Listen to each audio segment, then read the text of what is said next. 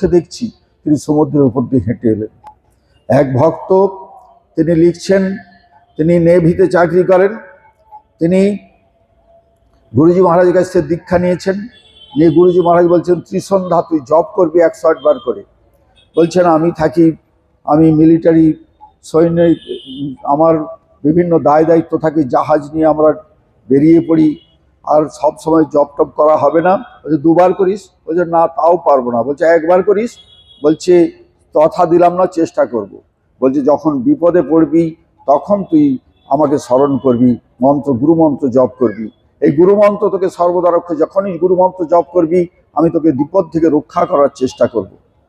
তখন দ্বিতীয় বিশ্বযুদ্ধ হচ্ছে, জাহাজটি সমুদ্রের মধ্যে ঘুরছে, অনেক দূরে চলে গেছে। হঠাৎ আকাশের উপর একটি এরোপ্লেন ঘুরতে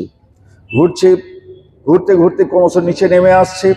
দেখছেন, তিনি দূরবীন দিয়ে দেখছেন একটি বিদেশি শত্রুর প্লেন। বুঝতে পারছেন এক্ষুনি বোম ফেলবে, জাহাজটি উড়ে যাবে, টুকরো হয়ে যাবে, আমরা সকলে মারা যাব। উনি যখন প্লেনটি যখন কাছাকাছি এসেছে, কিছুটা নেমেছে, উনি সমুদ্র থেকে ঝাঁপ দিয়েছেন, জাহাজ থেকে ঝাঁপ দিয়েছেন সমুদ্রে। একটি জাহাজেরই হয়তো সঙ্গে সঙ্গে জাহাজটি ভেঙে টুকরো হয়ে গেছে, বোম পড়েছে, এবং জাহাজের একটি কাঠ তিনি কোনো ধরতে গিয়েছিলেন, সেটাও ছিটকে চলে গেছে ঢেউয়ে।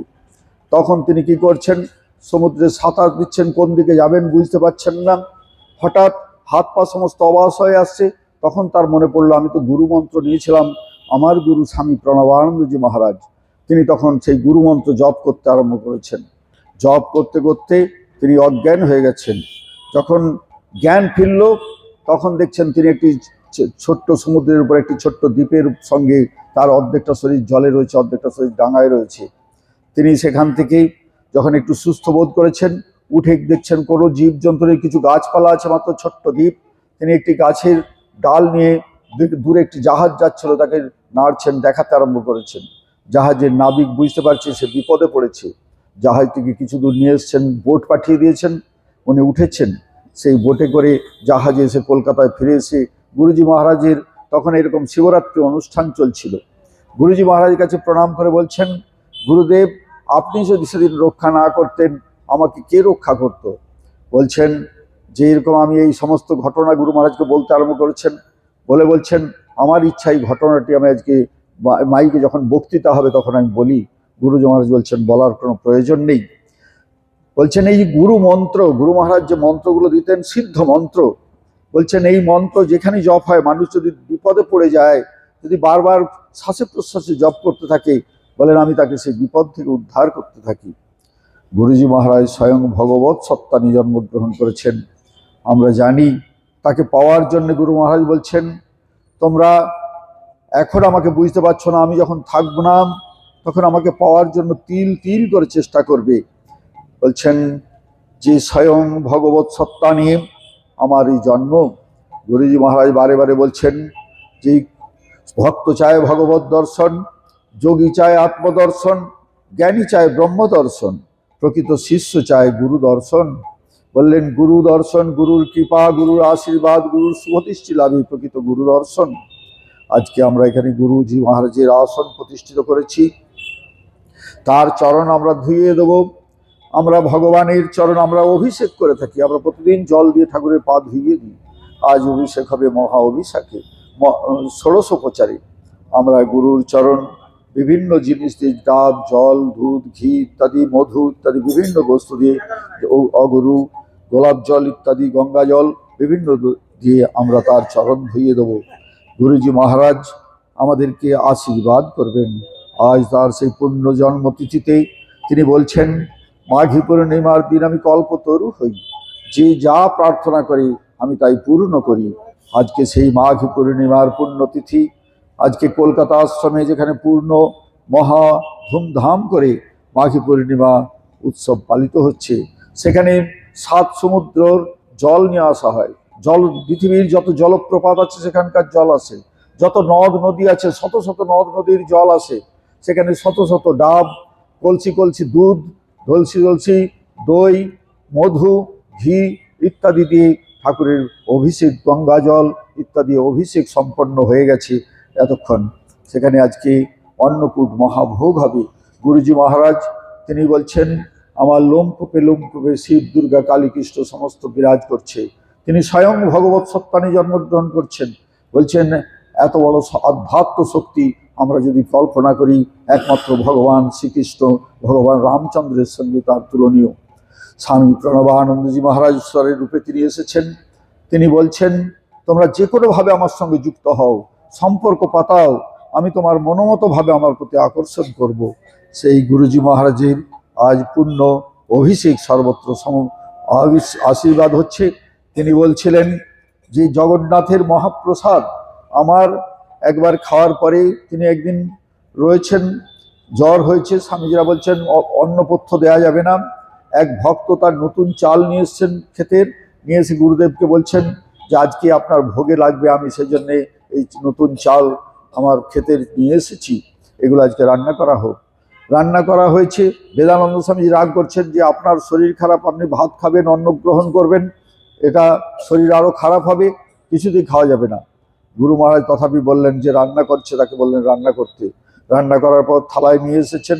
গুরু মহারাজ সমস্ত ভাতটা হাত দিলেন, দিয়ে মুখে একটু চুষলেন, চুষে আবার গোটা ভাতগুলোতে হাত বুলিয়ে দিলেন, দিয়ে বললেন এই ভাতগুলো শুকনো করবে, করে সমস্ত বাড়িতে বাড়িতে পাঠিয়ে দেবে, যত ভক্ত আছে, যত সন্ন্যাসী আছে সকলকে দেবে, দিয়ে বলবে জগন্নাথের মহাপ্রসাদ। সেই সমস্ত চাল শুকনো করে, সে ভাতকে শুকনো করে সকলকার বাড়িতে সকল জায়গায় পাঠানো হয়েছিল। গুরুজি মহারাজ সকল পূর্ণ ব্রহ্ম। আপনারা জানেন জগন্নাথের মন্দিরে সেই প্রেমানন্দ স্বামীজি যখন গেছেন, দেখছেন বলরাম সুভদ্রা জগন্নাথের জায়গায় গুরু মহারাজ বসে কেন এগিয়ে গেছেন, দেখছেন জগন্নাথ, আবার পিছিয়ে এসে দেখছেন গুরুজি মহারাজ। তিনি দুবার তিনবার এরকম, তিন চারবার এরকম হওয়ার পরে ফিরে এসেছেন। গুরু মহারাজের চরণে প্রণাম করেছেন, মাথায় হাত দিয়ে বলছেন কিরে তোর গুরু দর্শন হয়েছে, জগন্নাথ দর্শন হয়েছে? বলে তুমি তো স্বয়ং জগন্নাথ, তোমাকে ছেড়ে আমি আর কোথাও যাব না। একবার কুম্ভ মেলাতে এইরকম গুরুজি মহারাজ বসে রয়েছেন, স্বামীজিরা সকলকে বলছেন স্বয়ং ভগবত সত্তা নিয়ে এই যুগের অবতার পুরুষ আচার্য স্বামী প্রণবানন্দজি মহারাজ এখানে বসে আছেন, তোমরা যাও, যে প্রণাম করো, আশীর্বাদ নাও। হাজার হাজার ভক্তকে বাইরে, তাঁবুর বাইরে দাঁড়িয়ে দাঁড়িয়ে স্বামীজিরা পাঠাচ্ছেন, লক্ষ লক্ষ মানুষ এসে প্রণাম করছে। এরপরেই সেই সময় আমাদের মুক্তানন্দ স্বামীজি তিনি ঠিক করলেন তিনি বিকেলবেলায় যাবেন, একটু দুপুরের দিকে একটু যাবেন কঙ্খলে, সেখানে কুম্ভ মেলার সর্বশ্রেষ্ঠ সাধক বলে একজন পরিচিত, তাকে দর্শন করতে সকলে যাচ্ছে সেখানে দর্শন করতে।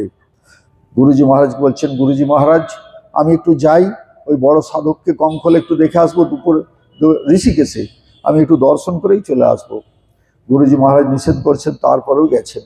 যে সেই যাকে বড় সাধু বলা হয়েছে তিনি রয়েছেন তার কুঠিয়াতে, যে তিনি বিশ্রাম করছেন। যে মুক্তানন্দ স্বামীজি বলছেন যে তুমি একটু, আমি একটু দর্শন করার জন্য এসেছি, আমার গুরু সেবা আছে, আমাকে বিকেলের মধ্যে ফিরতে হবে। তার যারা চেলা চামুন্ডা ছিল তারা বলছে না না, গুরুদেব এখন বিশ্রাম করছেন, কিছুতেই দর্শন হবে না। তিনি অনেক অনুনয় বিনয় করছেন, কিছুতে হয় না। শেষকালে বলছেন তুমি শুধু যে বলবে যে ভারত সেবাশ্রম সংঘ থেকে একজন সন্ন্যাসী এসেছে, আপনাকে একটু প্রণাম করেই চলে যাবে, কোনো কথা বলবে না, আর না হলে দূর থেকে আমি শুধু প্রণাম করে চলে আসব। তখন বিরক্ত হয়ে সেই ব্রহ্মচারী গিয়েছেন সেই বড় সাধুর কাছে, যে বলছেন যে একজন সাধু এসে খুব নাছোড়বন্দা, আপনার একটু দর্শন করতে চায়।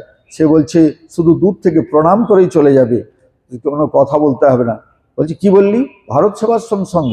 উনি নিজে তখন দৌড়াতে দৌড়াতে এসেছেন, এসে মুক্তানন্দ স্বামীজি ইয়াং, তখন অল্প বয়স, ষষ্ঠাঙ্গে প্রণাম করছেন। মুক্তানন্দ স্বামীজি আরে করেন কি করেন কি, আমি আপনার আশীর্বাদ নিতে এসেছি, আপনি এত মহান সন্ন্যাসী এবং শ্রেষ্ঠ সন্ন্যাসী, কুম্ভমেলার লক্ষ লক্ষ সাধুর মধ্যে শ্রেষ্ঠ সন্ন্যাসী বলে পরিগণিত।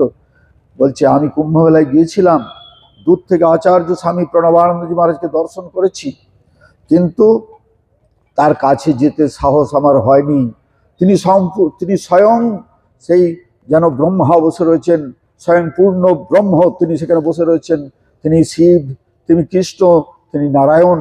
বলে আমি দেখছি তিনি কৃষ্ণ, তিনি নারায়ণ, আমি তার কাছে যেতে সাহস করতে পারিনি গো, আমার কত অপরাধ রয়েছে, কত কিছু রয়েছে, আর তুমি সেই তার আশ্রয় রয়েছ, তার সেবা করো, তুমি কত বড় ধন্য, তোমার মতো মহাপুরুষ এই যুগে যারা সুযোগ পেয়েছে যে তার সেবা করার, তার সঙ্গে থাকার, তারা ধন্য হয়েছে তাদের জীবন, বলেই তাকে প্রণাম করছেন।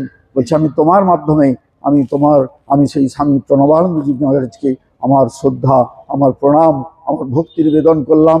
তাকে বলবে তিনি যেন আমাকে একটু আশীর্বাদ করেন, আমি যেন আমার পথকে, এই দুর্গম পথ অতিক্রম করে আমার লক্ষ্যে যেন আমি পৌঁছতে পারি।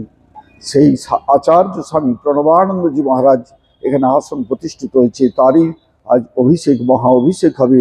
আমরা সকলেই তার চরণ ধুইয়ে দেব, তার শুভ আশীর্বাদে অভিসিঞ্চিত হয়ে আমরা যেন প্রকৃত মানুষ হতে পারি।